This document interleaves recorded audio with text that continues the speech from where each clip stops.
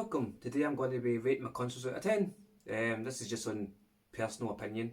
But aye, here we go. I'm going to start it off with the Atari 2600. You're a starship captain in an asteroid field. Blast them with your lasers or put up your shield. As a missile commander defending your city. If you're not quick enough, they'll show no pity. The invaders won't stop us from the skies they drop.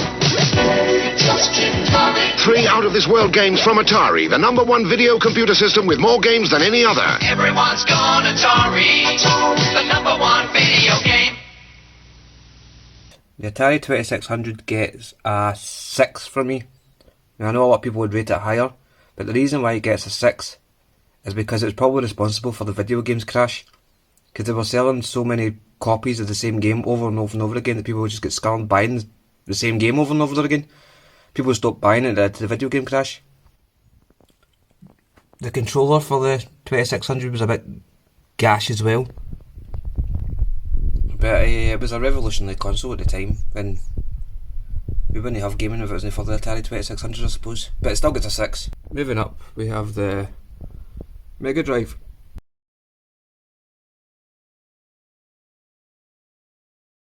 The Mega Drive gets a solid 8. Just a great console, great games. It was supported well. Way long after it should have been supported with the 32X and the Sega CD. For those who purchased something other than a Sega Genesis, Yeah, that's it. our sincere condolences. What a waste. When you start with a Genesis, you can always add a Sega CD and new Genesis 32X. Everything else is cold and stiff. Burial or cremation? Burn it. Welcome to the next level. Moving up, we have the Master System, or the Master System 2. The Master System gets a 7. Because, I mean, graphically it was pretty good. I think it'd be a graphics in the NES, but I think it was after the NES. But some of the games that you wanted, they were made for more than 2 buttons.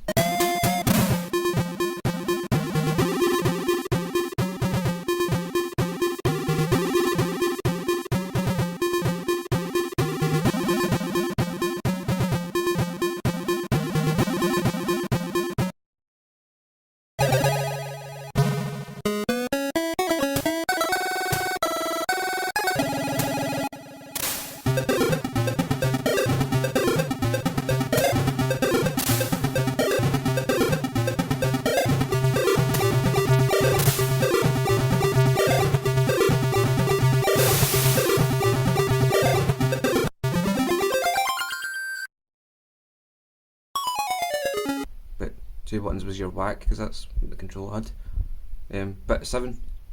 Move to the right. Dreamcast. Dreamcast is a wee bit dirty actually, needs a wee bit of clean. But anyway, Dreamcast. That gets an 8. Because graphically it was brilliant, and it was way beyond its time with, online gaming and stuff like that. I mean, the Mega Drive could technically do online gaming with the Sega channel. Got a Sega Genesis? Cool. Want to rule your friends for the rest of their pathetic little lives? Then call now to get hooked into Sega Channel, the coolest way to get your games. You'll get wicked new stuff that's only on Sega Channel. Up to 50 ripping games a month for less than 50 cents a day. So get a phone, get a parent, get them together. Because if you want Sega Channel, they've got to call. Get hooked in to Sega Channel. Sega Channel. But this is where you can plug into a modem and actually play games online. Moving down, we have the PlayStation. PlayStation gets an 8.5.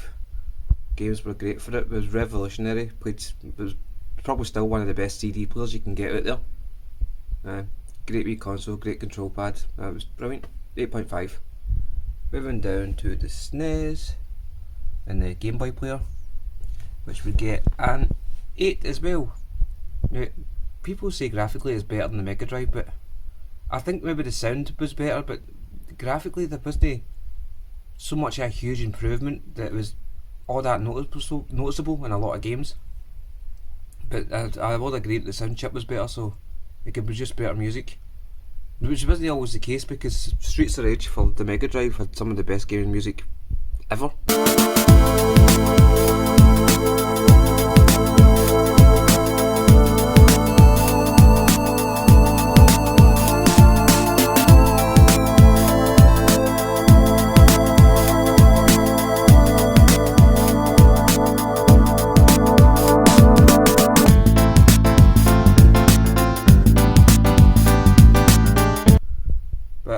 Aye, with the accessories and stuff like that you can get with it, it'd be a solid 8.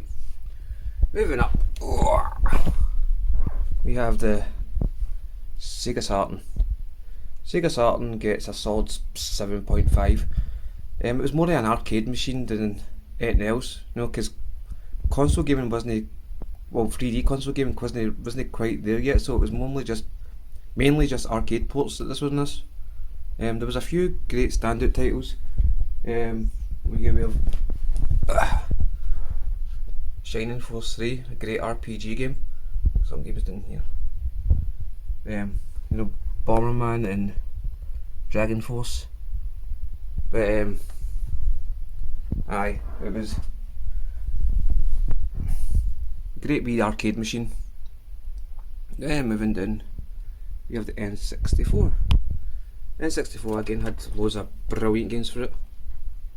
I would give it probably about an 8.5. No, I'm going to retract that and give it an 8, because the controller is crap. I mean, it's not really crap. It's awkward to hold. Like, what are you supposed to do with this? I wish it had 3 ons. But yeah, so the controller let it down a wee bit. I think by this point they should have moved on to discs as well. But obviously Nintendo and their copyrights like, no, we can't have discs, we have to have cartridges. But then because they had cartridges, the games were a lot more expensive on the N64 than what they would have been on the PlayStation.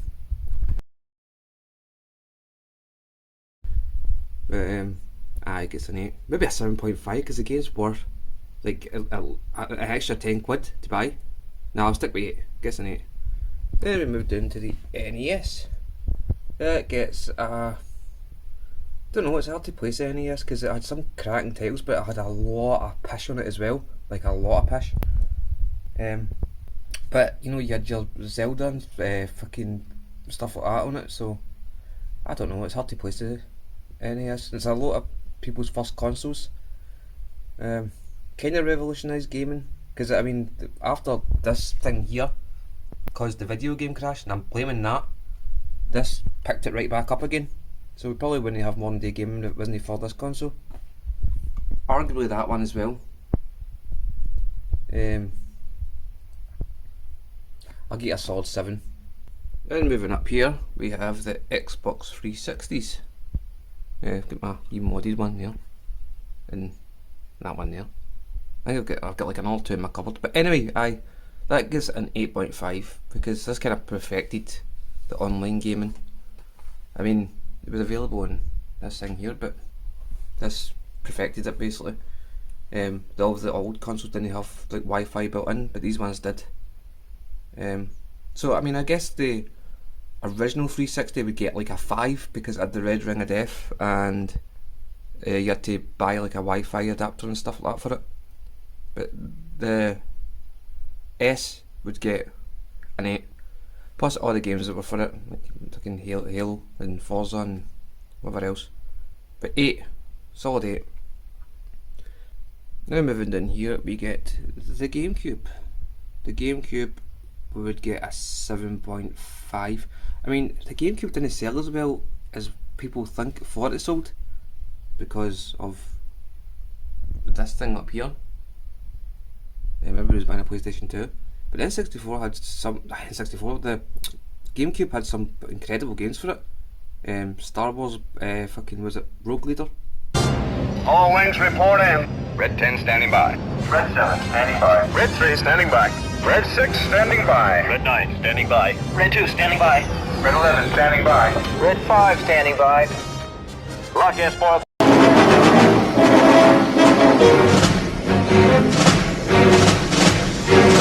All wings, check in. Red 3, standing by. Red 6, standing by. Red 5, standing by. Red button, standing by. Red Fox, standing by. Big Red, standing by. Red October standing by. Helen Reddy, standing by. Simply Red, standing by. It's a great game. See, Nintendo fucked up this one as well. With this one, they should have put in disc, they put in cartridges because they didn't want cooperated. And this, they put on fucking mini disc, which was annoying because they couldn't fit in like games that they could fit in this thing, so we didn't get a lot of ports over. But because of the disc size, it doesn't get an 8, it gets a 7. Moving down, you have the PS3. PS3 had, you know, great controller, great games, a brilliant DVD player. You can upscale DVDs to HD, and some of the DVDs on this look better on DVD than what they do in Blu-ray. I'll give this a solid 8.5. Aye, 8.5. Aye. PS3 was the bomb. Then we'll come back up here. We have the Xbox original. Again, those are fantastic games. It was originally released with the Duke controller, which was a bit too fucking big, but later on we had the kind of the S pad, which was great. Aye, revolutionised first person shooters as well, with like Halo. I give that an 8.5. PS2 gets a 9. Because I mean there was bad titles for it as well, but the majority of games in this were good. And plus you can mod it. It takes a hard drive as well, so you can just download your games onto the hard drive and play it that way. I mean this has got a hard drive built into it, so and you probably could put games onto that as well, but I don't know, it's difficult to place the PS2. But in personal opinion, I gave it I'm going to say a 9. A 9. The Xbox One, that gets a 9 as well. Great console. Well, when it first came out, it was a fucking 6. Because one, you had to be online all the time to even play the thing, which was a nightmare. Because I had to, like, I didn't have Wi-Fi when I first got this. I had to, like, connect my mobile data, which was a fucking nightmare. But later on, as time went on, it got Game Pass, and you'd have to be online all the time. But I don't know if they've reverted back to having to be online all the time. I hope they didn't. But aye, Game Pass and stuff like that. So it gets a 9 later on in its life, but at the start of its life, like a 6. Moving on, we have the PlayStation 4 Pro. I'll give that an 8.5. We can install an SSD in this, I'm sure, which might bump it up a wee bit with faster load times. Because I think the PS4 would get about an 8.5. I'm going to give this a 9. Aye. Well, no, I'll give it an 8.5. See, I'm fucking struggling with these. I had a bunch of fucking amazing first party games for it. And we're talking about the Pro here, not just the PS4. It had the faster load times, and it outputs at 4K. 8.5. Over here we have my Xbox Series X, and this wee mini fridge gets a 9 because when it was released it had like Game Pass and all that stuff with it as well, and Game Pass is fucking brilliant. Controls exactly what you need, there's no footing about with DualSense and fucking all that. It's just a solid controller. Loads of great games for it as well. There's no very many bad games except for maybe, I mean, first party ones anyway, and AAA ones, except for maybe a few independent and budget games that, you know, are just thrown on the store as shovelware. Yeah, fuck the games. Then back here we have my Wii.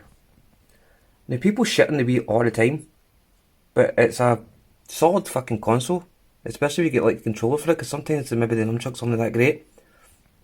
But anyway, I know I'm showing you for the back because I can't bust going the other way. The Wii gets a 8 for me. You know, it's a lot of fun, and I did have some proper really good games for it. Yeah, Mario Party, Legends of Zelda, maybe that's not the best Legends of Zelda game, but Overkill, House of the Dead is one of my favourite Wii games.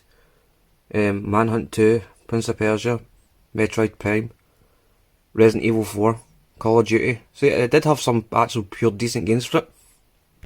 I would go on about the handhelds as well, like obviously the Game Gear here and Game Boy Color and DS, PSP, but I think I'll save that for another video. So that was my ratings out of 10. If you think I got any of them wrong, let me know. Like and subscribe and all that jazz. Bye!